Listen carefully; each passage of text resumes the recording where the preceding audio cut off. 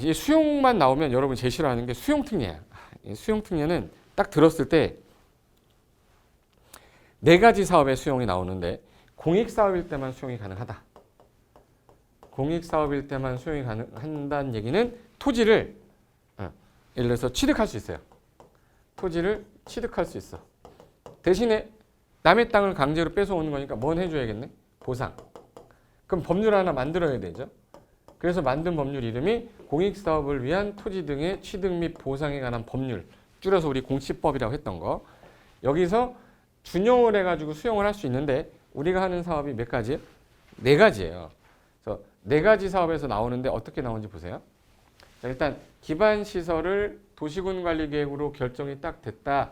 결정이 되면 이 땅은 도시군계획 시설이라고 하고 이 시설을 설치하기 위한 사업을 도시군계획 시설사업. 그럼 사업하는 사람을 뭐라고 해야죠? 시행자. 시행자가 짜는 계획을 실시계획. 실시계획 인가받으면 이제 착수해야죠. 하고 나서 공사 끝났네. 공사 완료되면 준공검사 받아야 돼. 준공검사 받았으니까 끝났어요 라고 공사 완료 공고 때려야죠. 그럼 이제 다음날 구역 확정되겠죠.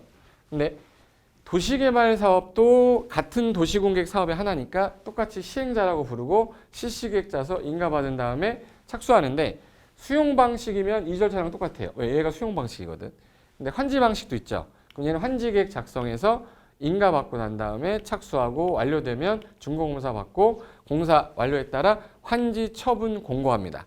공고한 날에 무슨 날에? 다음 날에 구역은 없어지면서 환지 등기는 14일 안에 하시고 요 다음 날 소유권하고 청산금 확정하겠다. 이 등기할 때까지는 타등기 제한합니다. 이렇게 된 거죠. 근데 정비사업도 있어. 정비사업도 뭐라고 그래야 돼요? 시행자. 근데 정비사업은 세 가지가 있어요. 주거환경 개선, 재개발, 재건축 사업. 그러다 보니까 실시계획이라 그러면 무슨 사업의 실시계획인지 몰라서 재개발 사업시행계획, 재건축 사업시행계획 그래서 표현을 실시계획이라는 단어를 사업시행계획으로 바꿨고 그 다음에 인가받고 난 다음에 착수해요. 근데 얘는 환지 방식으로 할 때는 환지 설계를 하는 거잖아요. 근데 A가 나갔다가 A 다시로 다시 받을 때 자기 자리로 받아. 근데 우리가 아파트 1층에 살았으니까 나갔다가 1층 받는 게 아니죠. 그래서 얘네는 분양 신청을 받아서 배분을 해야 돼요.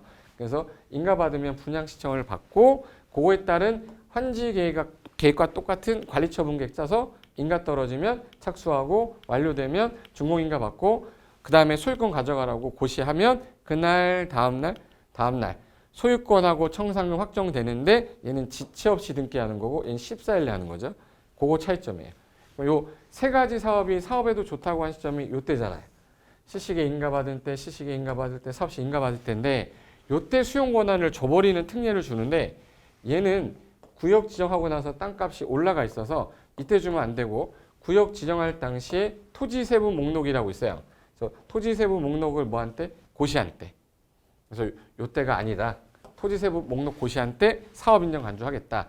그리고 정비법은 뭐예요? 사업 시행계획 인가 고시 받은 때 요때 다 사업 인정 간주되는 시기다라고 보시면 되는데 이 국토계획법, 도시개발법, 정비법도 있지만 주택법에도 수용이 가능해요. 국민주택을 건설하기 위해서 뭐예요? 주택 건설 사업하는 주체가 사업 주체가 사업계획 승인을 받으면 착수해서 완료되면은 준공검사 받고 사용검사 받고 그 다음에 소유권 보존 등기하고 나면 끝나는데 얘도 사업에도 좋다가 언제예요? 사업계획 승인 받은 때라 요 초록 색깔로 돼 있는 때가 사업 인정 간주 시기야. 우리 공법상에서. 근데 특이한 게 어느 거예요? 다 실시계 인가로 갔어야 되는데 얘만 이거잖아요. 그러니까 자꾸 개발법에서만 문제를 자꾸 출제를 했다. 이렇게 보시면 되는 겁니다.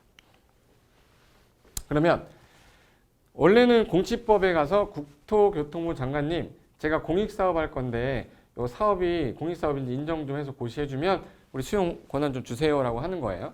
그리고 사업 인정 고시되고 나면 손실보상 받을 A랑 이게 공원 문제예요. 갑이랑 손실보상 협의를 해야 되는데 협의가 성립이 안 되면 1년 안에 재결 신청을 하셔야 되는데 안 하면 수용 권한 박탈해 버립니다. 근데 이 공익사업 시행자가 중간에 도로 깔다가 수용 권한이 이 땅에 없어지면 도로 이상해지죠. 그래서 얘네들은 좀 약간 완화해 주겠다. 1년이 아니라 언제까지? 사업 시행 기간 내까지. 사업 시행 기간 종료할 때까지, 사업 시행 기간 내까지, 사업 시행 기간까지 전부 다 연장해 주고 날짜가 얘는 시시계 인가고시, 얘는 도시개발법은 토지세부 목록 고시한 때, 정비법은 사업시 인가고시, 주택법은 언제? 사업계획 승인받을 때. 그리고 1년이 아니라 재결시험 기간은 다 연장해서 언제까지? 사업시행 기간 내까지 연장한다. 이렇게 기억하시면 돼요. 그럼 수용에 따라 정리 한번 해보면 국토계획법에서 도시군객 시설로 결정이 돼서 요 땅이 된 거야. 수용되고 남은 땅은 잔여지, 수용 대상 옆에 있는 땅은 인접지라고 그래요. 그러면 이제 그 안에 있는 거는 수용 사용 다 할 수 있는데 바깥의 경우에 요 잔여지 같은 경우는 수용 청구하면 되죠. 그럼 다 사용할 수 있는데 얘는 수용도 되고 사용도 다 돼요. 근데 얘는 수용할 일이 없잖아. 인접지는 사용은 되는데 뭐가 안 돼? 수용이 안 됩니다. 그래서 인접지는 일시 사용은 되는데 수용이 안 됐다. 그래서 인접한 토지 건물 그 밖에 정착된 물건 그 위에 모든 소유권 외에 걸리는 일시 뭐 할 수 있대요? 사용이라고 돼 있죠. 인접지는 일시 사용만 되고 나머지는 다 된다로 기억하시면 돼요. 그리고 도시개발사업 시행자가 공공도 있고 민간도 있는데 둘 다 수용할 수는 있는데 민간의 경우만 뭐가 있는 거예요? 민간의 경우는 뭐가 있냐? 수용하려면 요건이 있다. 면적 3분의 1을 소유, 이거 중요합니다. 소유해야 되고 총수 2분의 1 이상의 동의를 얻어야만 수용 가능한데 이건 민간 시행자만. 정비법에서는 재건축은 원칙이 수용이 안 돼요. 천재지변일 때만 가능합니다. 그래서 시행자는 필요하면 토지 건물 그 밖에 걸릴 수용도 되고 사용도 되는데 재건축의 경우는 천재지변 긴급할 때만 가능하다. 이거 하나 조심하고. 주택법에서는 일반 사업 주체는 안 돼요. 등록 사업 주체는 안 되는데 즉 민간 사업 주체는 수용 권한이 없기 때문에 나중에 알박기 방지하려고 매도 청구라는 게 나오죠. 근데 국가 지자체 LH가 국민주택을 건설하겠다. 국민주택 건설하기 위해서 대지 조성하겠다. 그러면 수용 권한 주겠다. 그래서 민간은 수용 권한이 없어서 알박기 방지를 위해 매도 청구가 생겼고 공공은 수용하면 되죠. 공익사업이니까. 이렇게 진행하는 거다. 이렇게 하시면 수용에 관해서 구체적인 내용은 좀 정리가 좀 된 거예요.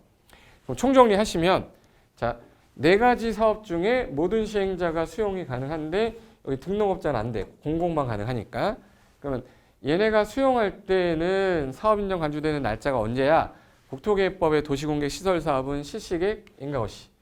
개발법은 미리 준댔죠. 토지세부 목록 고시한 때. 그 다음에 정비법 같은 경우는 언제? 사업시 인가고시.